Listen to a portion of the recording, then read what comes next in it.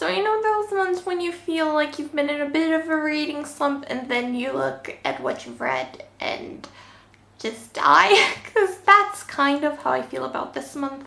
So without further ado, let's get into the books, because there's a few of them. For once, I've actually split them into some categories, so it makes some more sense. So category number 1 is the arcs that I've read. I was lucky enough to get an arc of Love, Hate, and Other Filters by Samira Ahmed from work.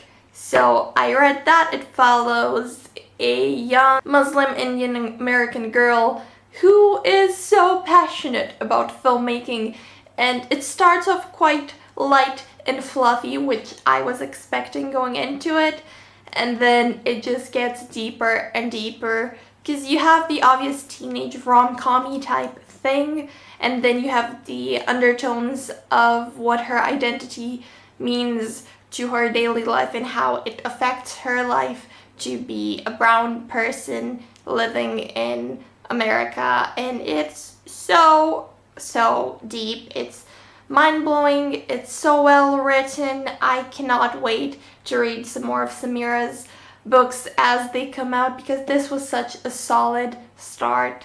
And then I finally got to an arc that I was sent by Simon & Schuster during the summer and just never really got around to it until this month, and it is Here We Are Now by Jasmine Warga. You might know her because she wrote My Heart and Other Black Holes. I feel like that was kind of big on YouTube a while ago, and I assume this is her second novel, but I might be wrong, so don't quote me on it. It basically follows a teenager who finally meets her estranged father, except he's like a rock star, and he's like, yo, I know we've like never met each other, but my dad is dying, so how about we go on a road trip so you can meet him and he can die in peace. It's so over the top, but it was a very fun read. I enjoyed it. It was kind of a 3-star read because there wasn't too much substance to it. I feel like it tried to touch on so many things and only sort of half managed to do that. I enjoyed a lot of the things in it. Like, again, our protagonist is brown and Muslim, and we get flashbacks of her mother's life, who was, you know, first generation immigrant, so you get her struggles due to that and sort of her struggles accommodating to a new life. And I really enjoyed those flashback scenes, maybe more than the main narrative, if I'm to be quite honest. And I enjoyed the role that music plays into the book, but it just sort of, it tried to take it there with the musical theme, and then just didn't hit the mark. It just sort of felt a little bit flat, but you know, the main character does have this moment where she is like praising Hamilton and the genius that is Lin-Manuel Miranda. So I was impressed, but I felt like there were so many references to current pop culture and whatnot thrown in that it just dates the book. I already feel like it's a little bit dated, but it was pretty diverse. Our main character's best friend, as well as a lady-loving lady. So it does also get pretty real on the social justice-y type discussions, which I always appreciate. So there were a lot of elements of the book that I did find value in. It's just that as a whole, I'm not quite sure if it's the most memorable, but I do think people would enjoy it, a lot of people. So if it does sound like something you're interested in checking out, then please do so. Then we have regular fiction, finished copies, yada yada. I read Someday Maybe by Lauren Graham. If you don't know, Lauren Graham played Lorelai Gilmore, aka the coolest fictional character of all time on the Gilmore Girls, and this is, I think it's her first novel written before the well-known autobiography Talking as Fast as I Can. And it did sound like something I would be highly interested in, so I finally picked it up from the library. It follows a wannabe actress in New York City who set herself a goal of a few years to make it, you know, in acting or move back home and find a more realistic career path. The narrative voice is very Lauren Graham. If you pick it up, you'll know what I mean as soon as you start it. The humor is very Lauren Graham. The story itself feels like it's taken some elements from her own life and thrown them in, which makes it even more fun. So a lot of the acting, casting, whatever elements are first-hand accounts, or at least, you know, not exactly how it happened, but they're realistically told by someone from the business who knows what they're talking about. So that's fun. But overall, I wasn't that invested into the story. I was curious enough. But again, it ended up being like a 3-star read. It wasn't the best. It wasn't the worst. It just was. And then I reread Bloodlines by Rochelle Mead. If you don't know, this is the first book in the spin-off series to Rochelle Mead's Vampire Academy series. It was very big back in my day, and it's one of my all-time favorite series, actually. This is part of a traveling book project, so I sent it by my friend Kat. I actually have a reading vlog for it. I will link that down below for you. But basically, one of my absolute faves. It holds its own even after years of not reading it.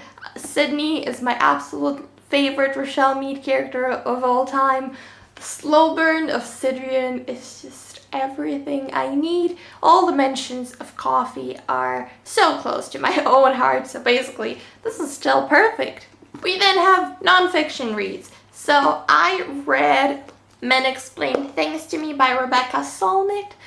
Apparently this is meant to be one of the books you have to read until you turn 30 or so. I've seen as I was reading it on a list that my friend Rachel sent to me. It's not one of the best nonfiction that I read, not even close, nor is it one of the most insightful pieces of feminist nonfiction that I've read. If I do say so myself, I feel like there are a few solid essays in this. I really enjoyed the first two and then the last one. But overall, it just, again, it sort of fell flat for me quite a bit, and I do believe it's slightly overhyped. I also read, on the same theme, Bitch Doctrine by Laurie Penny, and I love this one. Again, it's feminist nonfiction. It deals with identity politics, especially in our current social political climate, and it's phenomenal. I've seen it mentioned in a video by Leanne a while ago. I will link Leanne down below, because whenever I do read any nonfiction that she's recommended, I do end up highly enjoying it. And this one is quite intersectional. It's phenomenal. It's one of the very first feminist reads that I've read that does not shy away from diving into mentioning non-binary and trans people. However, I do have to point out that I did knock a star off the rating of it simply because one of the essays kept using the word transsexual as opposed to transgender or just trans, which I did ask some people to make sure I wasn't talking out of my ass. But it is not only outdated, but often it can be interpreted as offensive and problematic. So I do have to mention that and throw it out there because I don't think it's okay. But I did see that in the essays coming after that, the author did switch to transgender for the most part, so there was some progress. I just wish they would have taken that out in editing. It does not cost you much to replace that word with another one that you're meant to use, but anyway, who am I to say? Overall, really would recommend it. It's actually one of my favorite reads of the year, so if you're into identity politics or nonfiction, I would highly recommend this one. And then, who would I be if I didn't mention comic books? So my library finally got volume 2 and 3 of Black Widow. I'm the first person to take them out because as soon as they were in the system, like, yes, I do need them, please and thank you. These obviously follow Natasha Romanova, and I love her. There are, especially in the last one, quite a few throwbacks / flashbacks to her past in sort of the Red Room And it's just so good, man. They're just so good. The storytelling is a little dodgy because apparently comic book writers really don't like a linear storyline, so you keep getting thrown around. But it does get better as the story progresses, I would say, and especially the flashbacks to the Red Room. Oh god, my heart. I love Natasha. I think this is a solid series, and if you're interested sort of in Black Widow, then you should pick this up maybe. Oh, and then highlight of my life, I picked up volume, I believe it's 5, yeah, 5, of Ms. Marvel, and that is super famous. This follows Kamala Khan, blah blah blah. I feel like there's not one wrap-up of mine that I don't mention Ms. Marvel in, but this is my favorite comic book / graphic novel series. It follows Ms. Marvel, obviously, and it's just, it keeps getting better and better and better, and it's the most diverse novel in graphic format that I have read, and it's so well written and so deep, but it still has that teenager-y vibe to it, and it's just perfect. And please read Ms. Marvel. If you don't know, DC is sort of really going at it with the live-action team-ups, so I thought I would get ahead of myself and read some of the comics.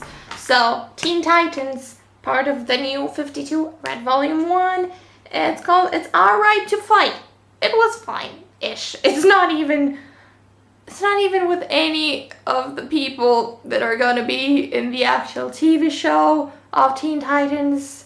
So it was kind of counterproductive on my part, but I did enjoy it for the most part, and I love Wonder Girl, so you know what? It's fine, we're fine. And then on a brighter note, Justice League Volume 1, also part of the new 52. This one is called Origin. I like this one way more than the other one.